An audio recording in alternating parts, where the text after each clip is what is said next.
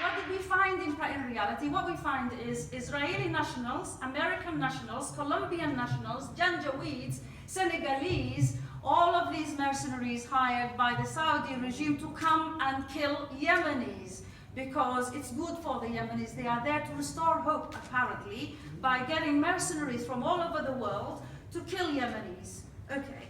What kind of Yemenis are they killing? By the way, majority of the victims are women and children. Okay. So quite clearly, nearly 2 years later, none of the claims that they had been making about their intervention, unlawful and illegal intervention in the Yemen, has come to reality as truth. So we now know that the Saudi regime has been lying for nearly 2 years about why it has aggressively gone into Yemen and done this. Now, what is our analysis of this situation? Well, the evidence speaks for itself, as the Latin expression goes, res ipsa loquitur. Yemen is a republic, which means it has democracy, right? Saudi Arabia is monarchy, is dictatorship. It's absolute monarchy, absolute dictatorship. Its record on human rights, I don't need to sit here and give you a list of items. Just briefly tell you something about beheadings in a Daesh style. That's what Saudi practices. Unfortunately, for some reason, this institution, for which we have a lot of respect and we come here to highlight issues of this nature, has found itself being bullied into giving it a place in the Human Rights Council, which is a complete contradiction and an anathema to civilization and anything that we can call as human. So, that being that regime, and its allies also being fellow brutal dictators, because there's no human rights, there's no freedom of expression, there's no nothing in those countries, as you all know. Mere making negative comments or references to one of the kings or the sheikhs will cause those people to be imprisoned, tortured, and potentially killed. And that is the reality of the practices of those countries. But that's a matter for them. As long as they do it to their own luck, I think that's another day's conversation. But why go into their neighbors, the Yemen, the poorest country in the area, and cause this much of death, destruction, and havoc there? Well, because it is threatened by the growing development of democratic movement in the Yemen. It is so refreshing to see that even under the current disturbing circumstances, Yemen happens to be enjoying the most amazing freedom of speech. People are speaking, and the social networks have opened the door for this kind of democracy to flourish and grow.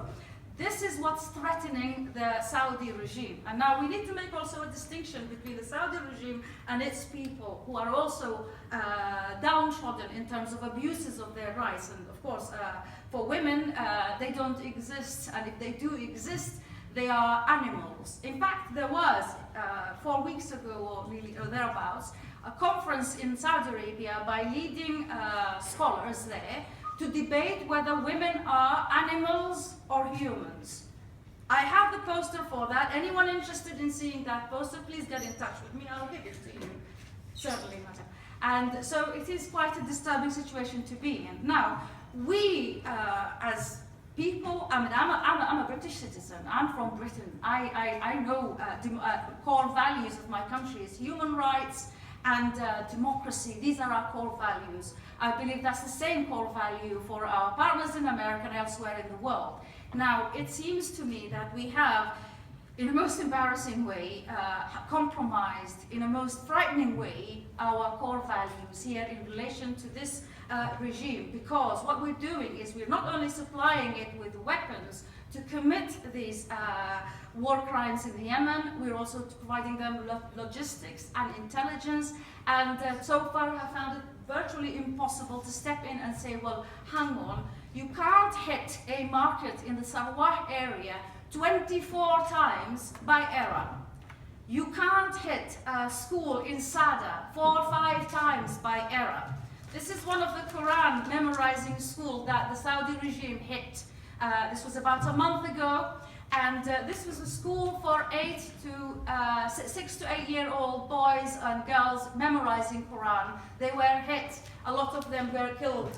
And the Saudi regime didn't deny that. It came on the screen through its spokesperson, Mr. Asiri, and he said, oh yes, we have hit a place in Sada and we have killed a lot of Houthis. The reality turned out to be, and here's the evidence, 6 to 8 year old boys who are learning to memorize the Quran, that's who got killed. Now, what does the Geneva Conventions and the international human rights and humanitarian law say about this? Well, a civilian target is sacred, even if there is a military activity of some sort in that civilian area. You are not allowed to touch it, and if you touch a civilian area, then you are guilty of a war crime. There is no debating over that. Straightforward issue.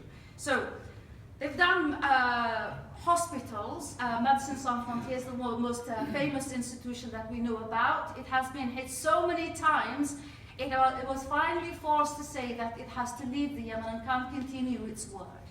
Now, the consequences of all of this has been a very, very, very dire humanitarian situation. There is starvation of the kind that reminds me of the 80s African famine in Somalia and Ethiopia. I have seen a 6 or 8 year old boy from Hodeidah that looked like the size of a 2-3 months old baby, or less or smaller.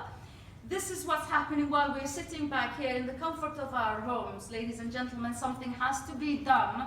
An immediate step must be taken to stop this illegal intervention in the affairs of the Yemen by the world's most brutal dictatorship regime because of money.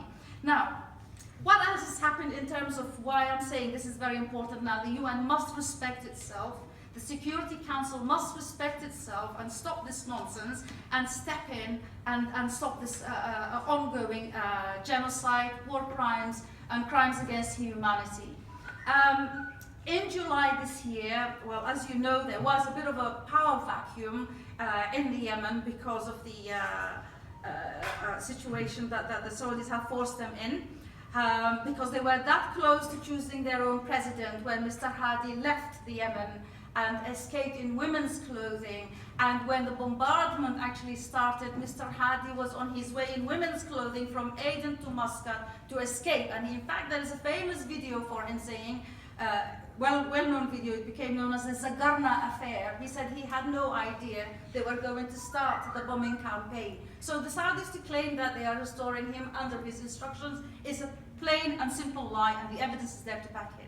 Now, after all of that, on or about sometime in July this year, all the political parties of the Yemen, which includes Ansarullah, by the way, the Houthis are part of the Ansarullah political party, the Congress Party, all the other political parties and tribal elders have got together and have set up the political council to seal the power vacuum in the country so that it now has a valid government in the Yemen. The Yemen has a valid government under its constitution.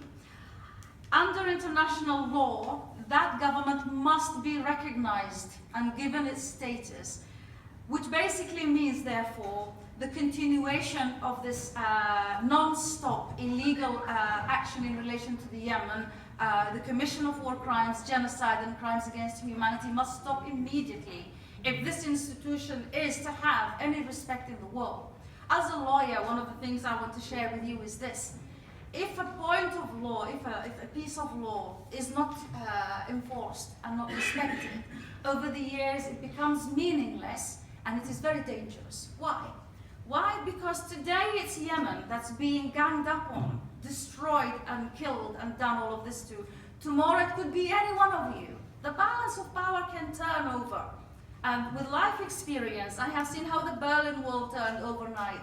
I have seen other crazy things like that happen in the world. It can happen. So, today is Yemen, tomorrow it could be anybody else. It's in our collective vested interest to uphold these rules of law and to step in now and say that this can't go on. What else is required to happen in the Yemen? There has to be an independent investigation of what has taken place. And we don't want the investigation to be conducted by Saudi-allied people because they have been proven to be liars. They're incapable of telling the truth, so we can't trust them. What's wrong with having an independent team selected here, internationally agreed upon, to go there to find out what has happened, who's done what? What's wrong with that? The only person who doesn't want that truth to come out is someone who knows that they are guilty of very, very serious offenses. So standard criminal behavior. So we need to do something about this, and we need to do something about it immediately. This, the airstrikes is ongoing. Right now, if I open my phone to see the headlines from Sana'a, I can tell you that there are several hits going on everywhere. The double taps, the triple taps, the continuation and the use of illegal and prohibited weapons continues. And they even go on screens and brag about it and say one of the sheikhs, Adil Qawni, got on the screens the other day to say that his cousin was the one who was responsible for dropping the bomb in Atan last year. That bomb was clearly some kind of uranium enriched, some kind of a nuclear thing. We need to investigate that. Some experts have taken some samples and confirmed that this is a highly unusual bomb here. The pictures itself will prove that, but we need to investigate this. As for the use of cluster bombs, the evidence is all over the place. It's been used in Taiz, it's been used in Saada, it's been used in Sana'a, it's been used everywhere. This can't go on. It cannot go on because it is in the collective interest of every human being on earth to say, no, we need to apply these laws and then we need to apply them consistently. We must not listen to dictators because they haven't got the ability to understand processes of democracy, rights and liberties. So I call upon you, ladies and gentlemen, to join in us and to do something about the unhappy situation in the Yemen, to bring an end to it immediately so that we can look after our fellow humans who are dying of starvation.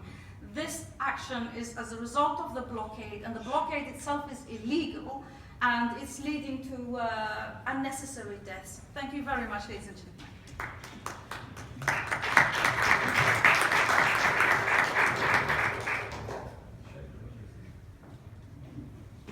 Je remercie de tout cœur notre ami et collègue Sharif d'avoir délivré un témoignage